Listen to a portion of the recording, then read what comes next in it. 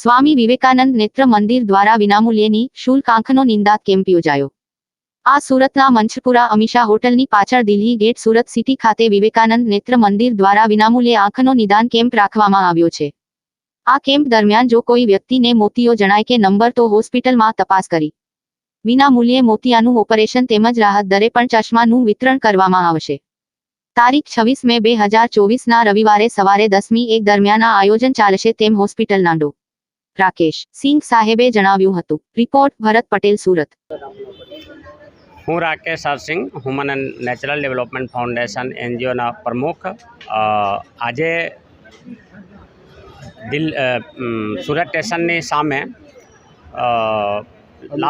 અમીષા હોટલની પાછળ લાલ દરવાજા કહેવાય છે।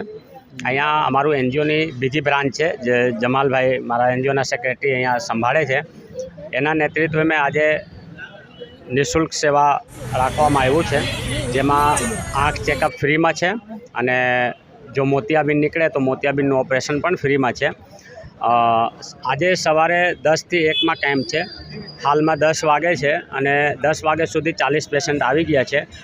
200-250 જેવું આપણું ટાર્ગેટ છે, જે 1 વાગ્યા સુધી પૂરું થશે।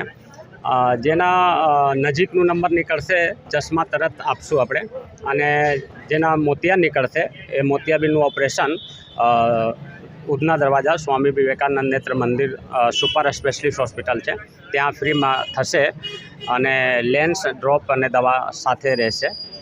Thank you.